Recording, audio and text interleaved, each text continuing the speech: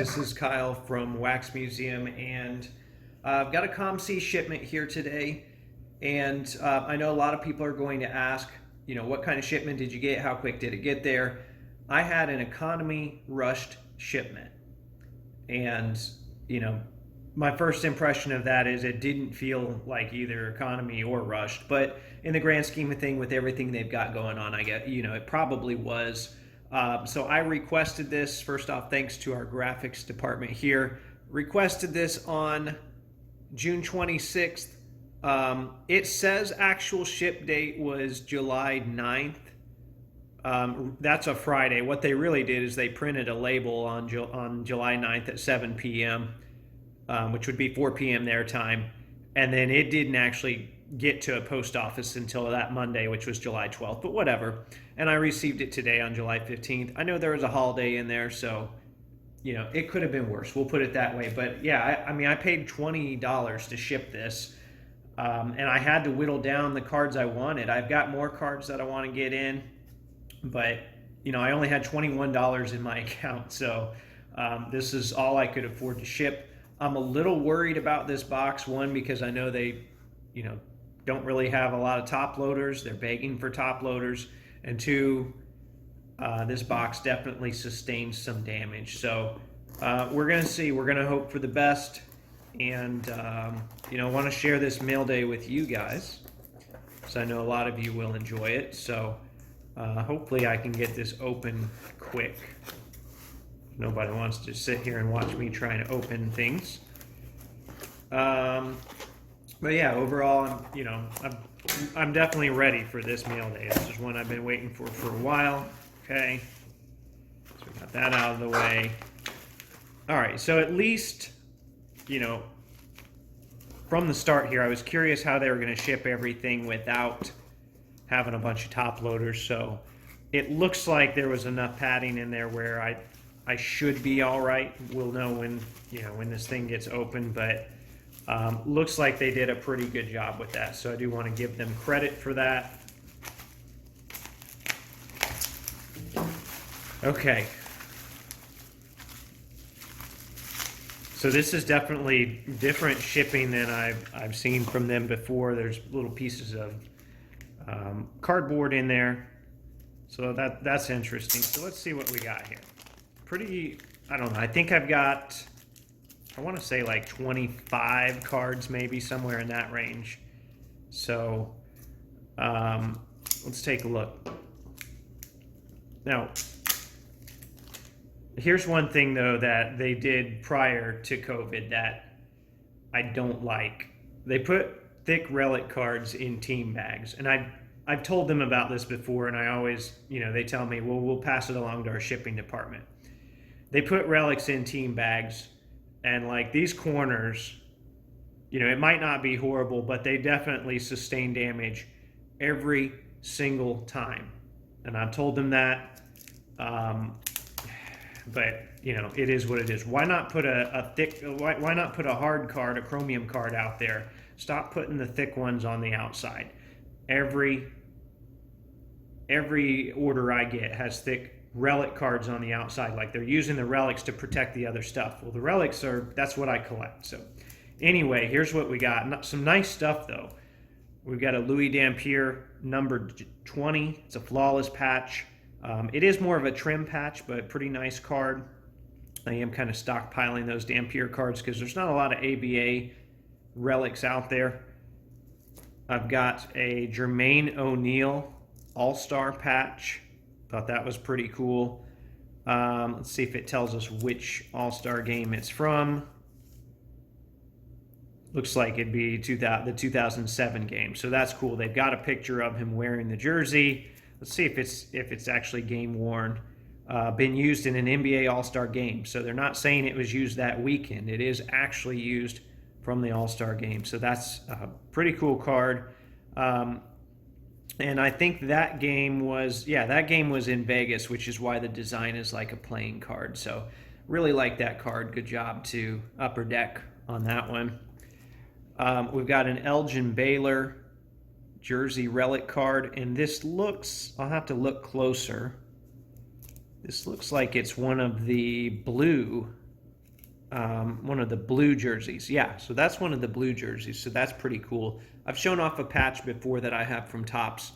That's from that same blue jersey. So very cool Elgin Baylor relic there. We've got some Panini Innovation glass. We got a glass card here of Roy Hibbert. Notice something else that's new. It's like every card, you know, and I'd heard this in some of the interviews, every card has a SKU, and they're putting the packing slips with every card in here. It used to be you'd only get the packing slips with some of the big ones or the graded ones or the encased ones. Now they're in every card. So you got a picture of the card on that packing slip. So I imagine that helps them, you know, to know that they have the right card. The picture on the card should match the picture on the slip. Okay, so I'm not big on buying TJ Leaf cards, especially ones from, you know, photo shoot jerseys, but I do really like Immaculate Jumbo. I do like Immaculate Tags. And this was first off the line exclusive. So one thing that, and this is not COMC, this is Panini that messed up on this. You'll notice on all of these, it's harder to see on this one, but it says laces. You know, they used laces like it was the shoelaces, but no, this was a tag set. So anyway, though, another jumbo tag for my collection. Really like that one. This is a card that I pulled and sent to COMC. It didn't sell. I decided I wanted it back. I pulled it out of one of those championship repack box that has, you know, different miscellaneous packs or whatever. Well, my Donruss pack, it's a jersey numbered Tim Duncan, and I guess, you know, I thought I'd put it on COMC and someone might notice it's jersey numbered and pay the premium for it. They didn't. You know, it's got him with the Larry O'Brien trophy. After a while, I kept looking at this thing thinking, you know what, I kind of want this back. So I paid them to list it and paid him to ship it back, but it is what it is. Here we go, is an O'Shea Brissett autograph, 12 out of 99, which 12 was his number on the Raptors. You can see that here. He signed that as well. Right when the Pacers signed O'Shea Brissett from the Fort Wayne Mad Ants, I picked this card up for $3.96. And he doesn't have a lot of autographs, especially NBA autographs, especially on-card autographs. I want to say the majority of them are from encased. So very happy to get this one, the jersey number 1, especially for less than $4. And I'm excited that he's going to be part of that Pacers future as well. Okay, next one. I've been picking up some WNBA stuff lately, and this was actually this was kind of what got me into it. Is, you know, I'm not finding gold vinyls for NBA of my guys at reasonable prices. I got this Tiffany Mitchell, who's on the Indiana Fever. I got this for, I think, $38, somewhere in that range. You can see it is a 101. I've since then picked up the gold. So believe it or not, for at least the optic portion, because these were packed out in Donruss, for the optic portion, I have the gold and the gold vinyl. I don't have the base and the silver, so that's kind of funny. You know, usually you do the rainbow the other way, but very happy to have that one. My first, I don't have a lot of WNBA cards, but already got a 101 of someone from my favorite team. Okay, sticking with Indiana here. Got a David West 2014 Prism Gold. That one looks pretty clean. So that's numbered 9 out of 10. So I can add that to my Prism Gold binder. I don't add a lot to that anymore these days. The next two cards, believe it or not, are Paul George. But this is a Grand Reserve card. And it's hard to know unless you see two of them together, but this is the vintage. So instead of this being white, it's a little bit off-white. It's a vintage parallel. It's a tougher parallel. I'm getting to the point where, you know, I want to pick up some of these tougher parallels from that era, and Paul George is the guy. So kind of have to go with him, but that's okay. I'm slowly letting go of my disgust for him, although I did hate watch the Clippers in the playoffs. I'm not going to lie. And I know that's salty, and I know that's unreasonable. I acknowledge that. It is what it is. So here's an Innovation stained glass of Paul George. Thought I'd pick one of those up. That's pretty cool. Okay, so that was batch one there. I feel like maybe I'm just getting long-winded here, but I like to explain why I got each one of the cards. I don't think there's that many in the rest of this lot, so hopefully it'll go a little bit quicker for you. I don't know, maybe you enjoy hearing me go on and on, but there's not much I can say about Troy Murphy Topps Chrome Gold Refractor. So here we go, Topps Chrome Gold Refractor, 2009. Remember, Chrome and regular Topps was packaged together as one product there at the end when they were losing the license. So they went out with the bang. So there you go, your 2009. I've been needing that one. These are the ones that pop the most. I don't know what is on the bottom corner of this. It looks disgusting. Yeah, that looks kind of gross. Would have liked to have known about that major surface issue on the bottom, but at the same time, this is a card that's hard to come by, so it is what it is. So I probably overpaid for it considering it's got that damage on it. But here's Al Harrington, 2006. These are the Topps Chrome Gold Refractors that are out of 25, so that's the lowest out of all the years. So tough card to add. That was Al's second stint with the Pacers. Here's one for Marquise Daniels from that same year. Let's see what this is, number 5 of 25. I think Marquise wore 6, so I was one off. I know TJ Ford was number 5 at that time. We got Brandon Rush, rookie, so that would be 2008 Gold Refractor. These are out of 50. That's 22 out of 50. It's not quite jersey number.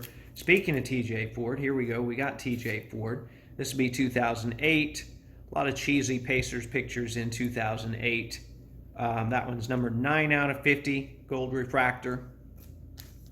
Switching gears for a little bit here, we've got a Roy Hibbert 2014 Prism Blue. It's one of my favorite blue sets. Not my favorite, but one of them. Prism Blue. These are out of 99. This is 5 out of 99. Another one, because I'm slowly doing that set, George Hill. That's 25 out of 99. Switching gears here, we have something a little bit older. This is, there are 750 of these cards, and I overpaid for this one if you think of it in those terms. However, if you look closely, and they weren't budging on price. I've been watching this for like 3 years. Look at that serial number. That's 45, that's his number, out of 750. So that's probably the highest numbered, jersey numbered card that I have, meaning the second, I guess you could call that the denominator, is the highest number for a jersey numbered card that I have. So I thought that was something different. Thought I'd add that to the Rick Smits collection, and it's just a good looking card for being numbered out of 750. This is from 1996. These are the Topps Finest. I see a big scratch on it. Big scratch on his head. You can't see, you got to trust the descriptions, but it is what it is. Nate Archibald, Finest rookie reprint refractor. So that's, of course, a reprint of the 71. They didn't have chromium technology on cards in 1971, so kind of nice to get that variation. You could call that his rookie silver, right? Okay, here are a couple of really tough ones. Someone uploaded a ton, and I was fortunate to see when they did, a ton of these 2006 X-Fractors on COMC. They uploaded a bunch of them all at once, and they're numbered to 10. This one's 10 out of 10 for Steven Jackson. That is a tough set. In fact, I didn't own any prior to now, so I got this one, and then I paid up. I paid more than I did for the gold for this one. Hopefully it doesn't have the same damage that the gold did. There's definitely some refractor lines, but that's very typical with X-Fractors. I'm not going to complain about that. So Al Harrington numbered 1 out of 10. If these numbers were flipped, that would have been a jersey number for Steven Jackson, but it wasn't. Okay, Very cool. So number 3, I think this is just one card. So this is, actually this guy has been making some news recently, or at least basketball news, because he is 41 years old and he's still out there playing international ball for Argentina. And there's 2 guys on here. Of course, I'm talking about Louis Scola, not Paul Millsap. Paul Millsap is getting up there in age, not quite that old. I didn't go to this game, but I did go to a couple of Pacers games in Atlanta during this time frame. And I don't know, I just thought that was something different. They're kind of a pain to store, but, look at that and look how Panini actually, the photograph continued into the creases, which is not the same glossy material.